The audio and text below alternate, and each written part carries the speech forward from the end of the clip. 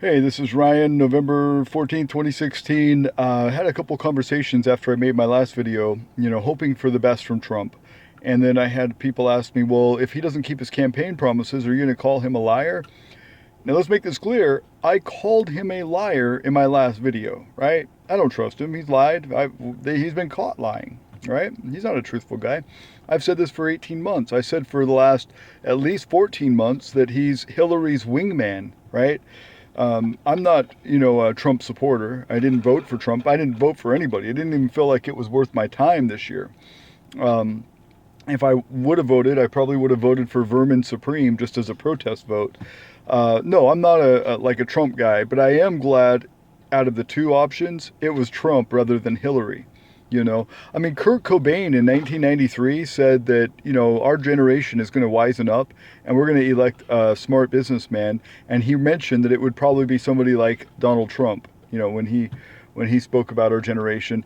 And, I just saw that. I don't know, if that's 100% fact, because I didn't see that back in 93, but it's true. We got a guy who's a smart businessman who took, his dad's loan of $1 million or whatever it was and turned it into multi-billion dollars. And people are like, well, he took out bankruptcies. Shit, people, like the Bill and Hillary Clinton Foundation have taken money from foreign nations for speeches, for hour-long speeches. They've taken millions of dollars from foreign nations, basically a pay-for-play, power sale, selling government influence for money. And so, yeah, would I accept a guy who's taken a bankruptcy over someone who's taken $2 million from Saudi Arabia? Yeah, I would. Now, it sucks that out of 318 million people, we chose these two to be our running candidates, the people from the two major parties to run against each other. Son, you were really loud when you were drinking that drink. It sucks that, we did choose that it would be Hillary and Donald. And I don't think that the people necessarily had that choice. I think that that was the Democratic National Committee and, reluctantly the RNC, the Republican National Committee. I think that, they phased out Rand Paul because Rand Paul would have been a more just and more legitimate and more clean candidate. And, he probably wouldn't have been as influenced as the other two that ran, by the establishment. I really think that Rand would have been, a better choice than Trump. And if Rand would have been the nominee, that would have been my guy, quite honestly. So no, I wasn't a Trump guy. I wouldn't have voted for Trump. I didn't vote for Trump. Certainly wouldn't have voted for Hillary. But between Trump and Hillary, man, Hillary is probably the most corrupt person in politics that I have ever assessed, ever looked at, ever saw anything of their background, of their dirty dealings or anything. She is absolutely corrupt. Back in the early 2000s, when they left the White House, I remember Hillary saying, well, we left the White House broke. They left the White House broke, and ever since then, they've been selling power. They've been doing this pay-for-play power sale through the Clinton Foundation, accepting millions of dollars for speeches. And privately, too. Not just through the Clinton Foundation, but privately, they've been, giving mentoring speeches and, advisor, positions and things like that, where they've sold their power, their, influence for millions of dollars, and now they're worth over $300 million. So they left the White House broke, and now they're worth $300 million? Hell, Trump's not even accepting a salary, is what I heard last, is that he's turning down any money whatsoever for a salary for his, duties and service as president. That's pretty legit as far as I'm concerned. Because that's not a small paycheck. What is that, like $350,000 or something? That's quite a big paycheck. And he's turning all of it down because this is a job that's a blessing. He's trying to do community service. You don't get paid for community service. Then you got people like Bernie Sanders who votes every single time for a congressional pay raise. He's never voted against it.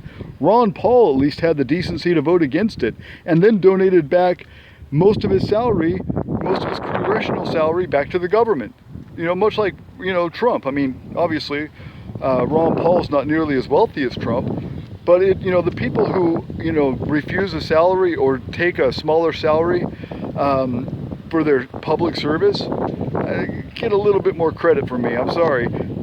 Public service isn't a career, and it shouldn't be. It really shouldn't be. It should be a donation of your time, like volunteering for the food bank. It shouldn't be a paid position.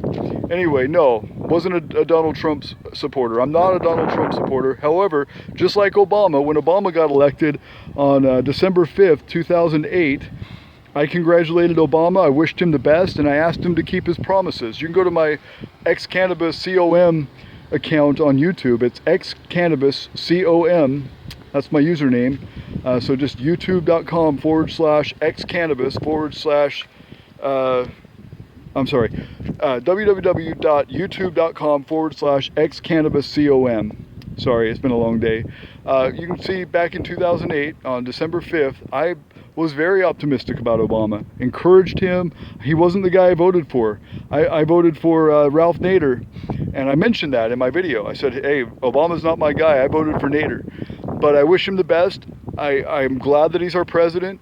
I hope that he keeps his promises. He didn't. He turned out to be a freaking tyrant. Absolutely bloody, filthy tyrant that didn't keep his promises. That put more...